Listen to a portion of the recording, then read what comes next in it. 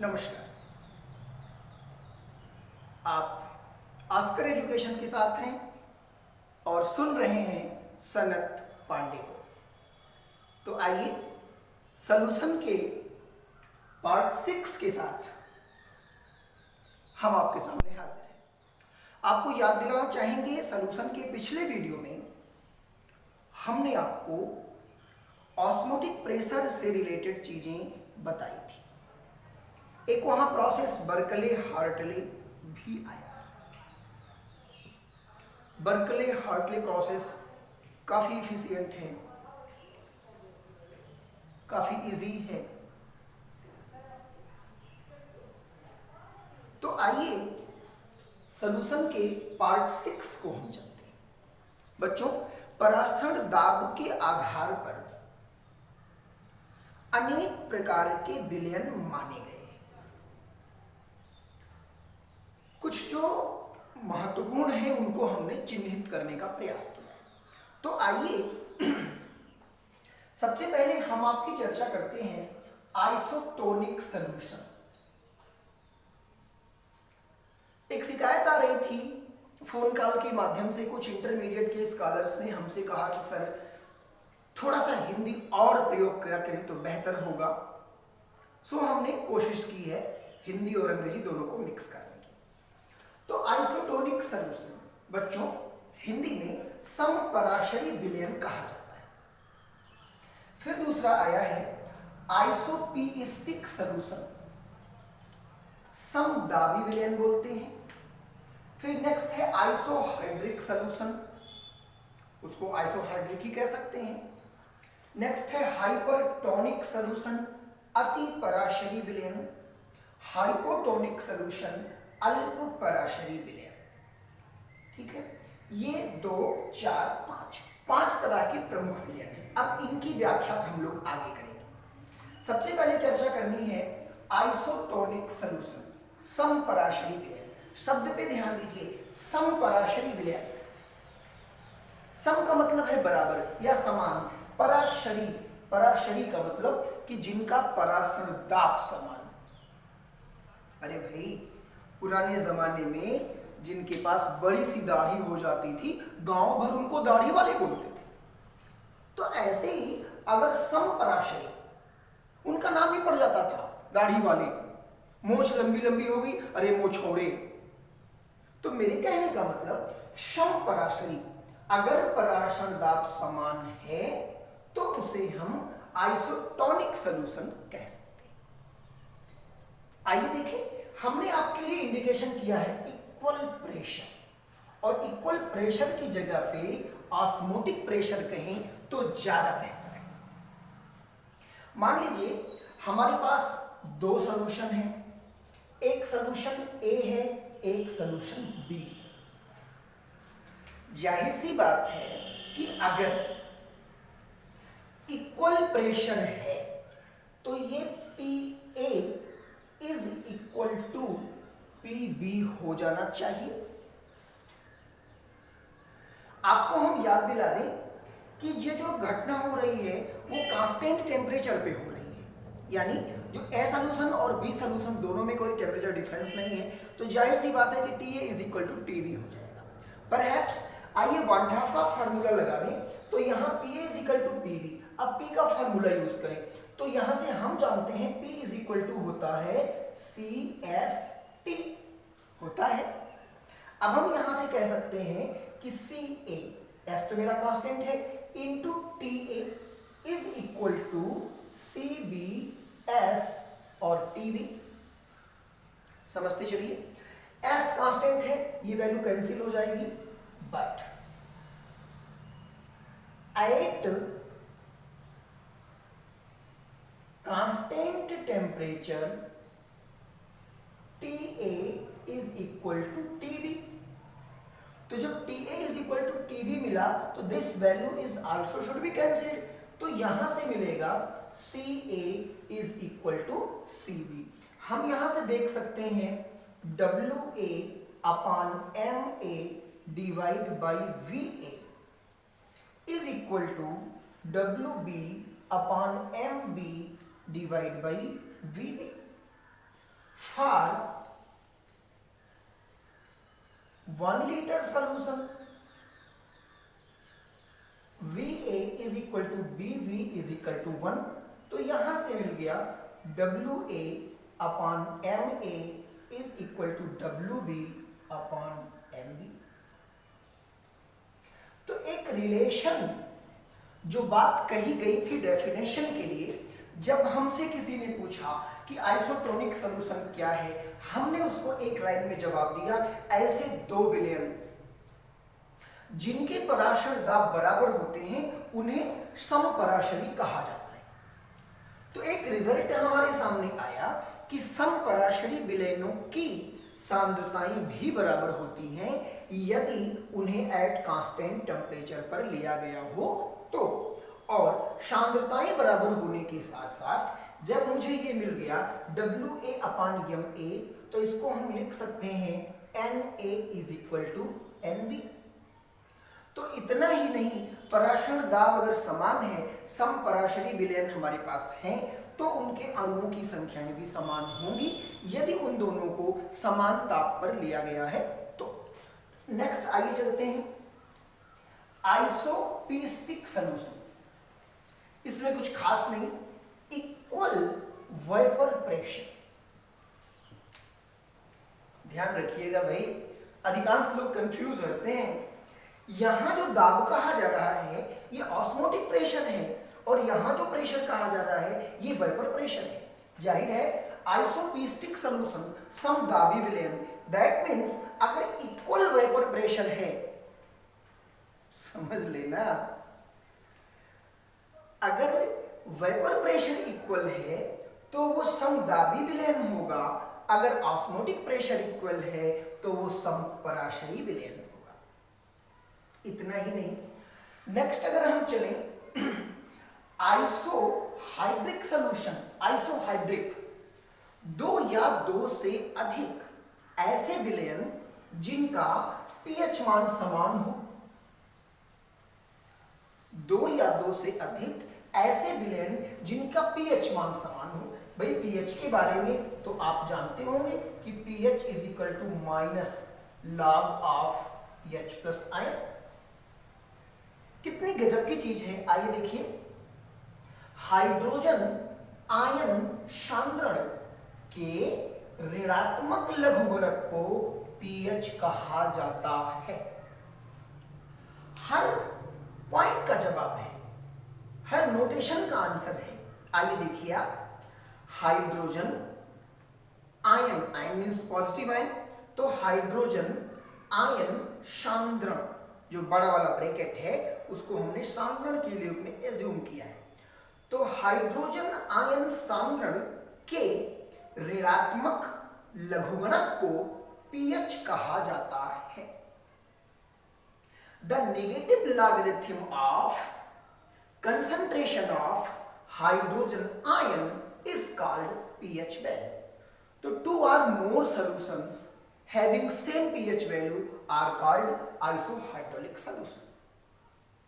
अगली बात आई hypertonic solution.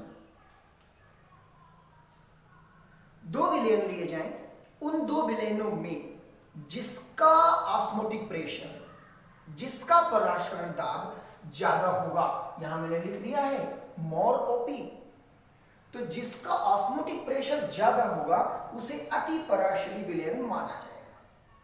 Similarly जिसका ऑस्मोटिक प्रेशर कम होगा उसे हाइपोटोनिक सॉल्यूशन यानी अल्प पराशरी विलयन माना जाएगा। अब जिसका ऑस्मोटिक प्रेशर 2 विलयन हमने लिया, 3 विलयन लिया, 4 विलयन लिए, 10 विलयन लिए, उन 10 विलयनों में जिनका पराशर दाब ज्यादा होगा वो अति पराशरी होगा, जिसका पराशर दाब कम होगा वो अल्प पराशरी होगा। अब बात आती है 10 विलयन है तो जो बीच वाले होंगे, बीच वाला विलयन अपने से ज्यादा वाले पराशर दाब वाले विलयन के लिए ये अल्प पराशरी होगा, परंतु अपने से कम पराशर दाब वाले विलयन के लिए वो अति पराशरी विलयन का काम करेगा। अब हम चलते हैं कुछ आगे की। बच्चों हाँ, अगर आप चाहें तो स्क्रीनशॉट ले लें, चर्चाएं अभी बाकी हैं। 1-2 सेकंड के लिए हम हटते हैं वीडियो रोक करके। स्क्रीनशॉट तो कभी भी आप ले सकते हैं। देखिए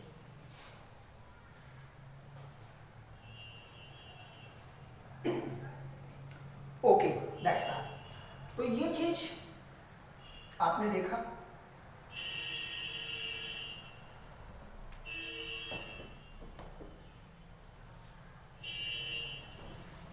नेक्स्ट बात जो आती है सॉल्वेंट फ्लो। हमने 2 विलेनों की आपसे चर्चा की। अब दोनों विलेनों में कहा कि एक अति पराशरी होगा, एक अल्प पराशरी होगा। अब बात आती है कि सॉल्वेंट फ्लो। आइए देखिए, हमने आपको एक फिगर से समझाया था।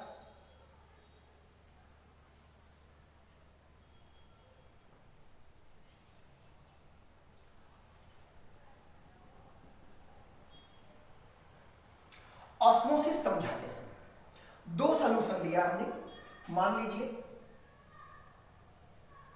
ये सॉल्यूशन फर्स्ट है और ये सॉल्यूशन सेकंड है। जो बीच में आपने लिया है वो एसपीएम है।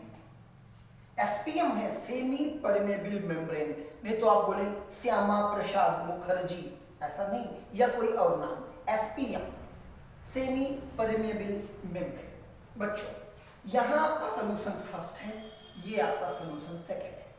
ऑस्मोसिस की डेफिनेशन बताते समय आपको ये बार बार बताया गया है कि सॉल्वेंट पास होकर के सॉल्यूशन में जाता है।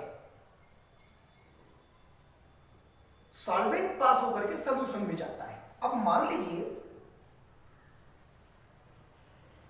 यहां सॉल्वेंट भर दिया जाए, यहां सॉल्यूशन भर दिया जाए, ये एसपीएम को पार करके जा रहा है। तो यदि ये एसपीएम को पार करके जा रहा है तो इस सॉल्यूशन की तुलना में आप यहां देखें सॉल्वेंट फ्लो जो हाइपो है, हाइपो यानी जिसका पराशरण दाब कम है, मैंने लिख भी दिया है, अल्प पराशरी से हाइपर यानी अति पराशरी की ओर होता है थ्रू एसपीएम। तो जो फ्लो ऑफ लिक्विड है अगर वो सॉल्वेंट से सॉल्यूशन की ओर जा रहा है टुवर्ड्स एसपीएम, तो ये जो हमारा सॉल्वेंट है आप जानते हैं ये अल्प पराशरी होगा, यानी ये हाइपो की श्रेणी में आएगा और जहां पहुंचता है वो हमारा हाइपर की श्रेणी में आएगा। 2 विलेन लिए गए। 2 विलेन लेने पर हमेशा अल्प पराशरी से अति पराशरी की ओर ही फ्लो ऑफ लिक्विड होता है। हम आपको कुछ एग्जांपल्स की तरफ ले चलें, आप इसको देखेंगे। Swelling of RBC in dilute salt solution approximately lower than 0.16 m, यानी अगर हम 0.16 m से कम कंसंट्रेशन, m मीन्स मोल, 0.16 मोल से कम सांद्रता का विलयन रखें, दैट मीन्स लाइट सोल्यूशन रखा जाए, साल्ट सोल्यूशन है, तो जो उसमें आरबीसी रेड ब्लड कार्सेल्स, बायोलॉजी वाले बच्चे कुछ ज्यादा जानते हैं इसके बारे में, आप स्वेलिंग ये फूल जाती है, परंतु कंट्रैक्शन सिकुड़ जाती है of RBC in concentrate salt solution more than 0.16 m। अब आप देखेंगे जब हम अपनी उसी आरबीसी को, सेम आरबीसी को 0.16 मोल से कम सांद्रता के साल्ट सॉल्यूशन में डालते हैं तो आरबीसी फूल जाती है।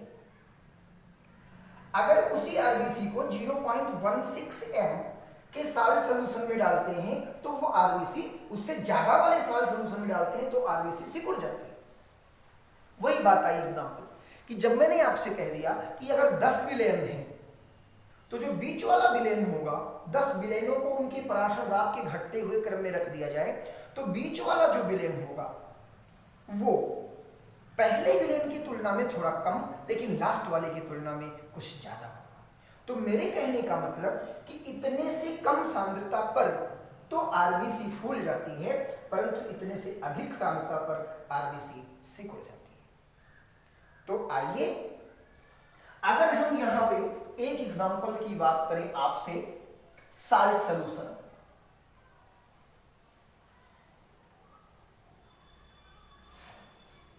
साल्ट सोल्यूशन, 3 प्रकार के विलेन डाल दिए जाए, ए, बी और सी। ठीक है, हमने यहां मान लिया 0.10 m, 0.16 m एक्सपेरिमेंटल वैल्यू है और 0.40 m। तो अब आप देखिए, जब हमने अपने आरबीसी को 0.10 m के सॉल्यूशन में रखा तो इससे कम है ना, इससे कम है। यहां जो मुझे मिलेगा वो स्वेलिंग होगी, स्वेलिंग होगी। यहां पे ये इसकी बॉर्डर लाइन है, कोई इफेक्ट नहीं होगा, परंतु यहां जब हम लाएंगे तो ये क्या मिल जाएगा, कंट्रैक्शन हो जाएगा। तो मेरे कहने का मतलब ये है, हमेशा जो फ्लो ऑफ लिक्विड होगा वो अल्प पराशरी से अति पराशरी की ओर होगा।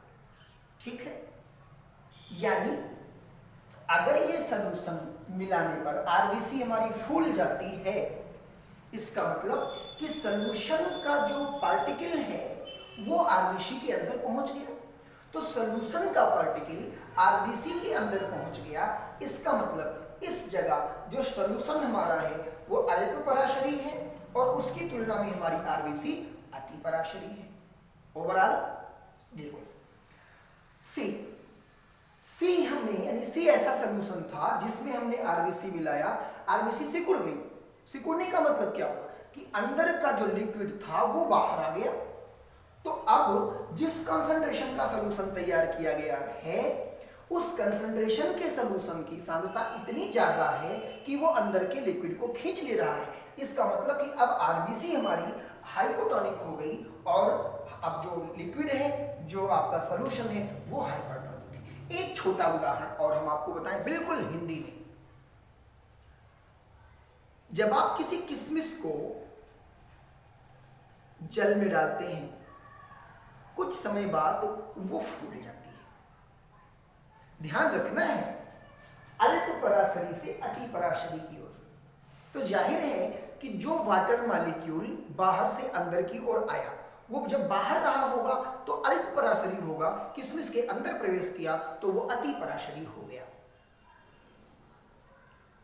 परंतु अंगूर के टुकड़े को ले लें, अंगूर के टुकड़े को साल्ट सॉल्यूशन में डाल दें, अंगूर सिकुड़ जाता है। अब वहां क्या है कि जब अंगूर सिकुड़ा तो इसका मतलब कि अंगूर के भीतर का जो लिक्विड है वो निकल के बाहर आ गया। सेम थिंग, अंगूर के भीतर का जो भी लिक्विड है वो उस समय अल्प पराशरी है जब उसको डिटर्जेंट में भिगोया गया। डिटर्जेंट हमारा अति पराशरी है। तो जो 4 आपके कोलिगेटिव प्रॉपर्टीज थी, उसमें से नंबर 1 हम आपको पढ़ा रहे थे, ऑस्मोटिक एंड ऑस्मोटिक प्रेशर, वो आपका लगभग यहां एंड हुआ है।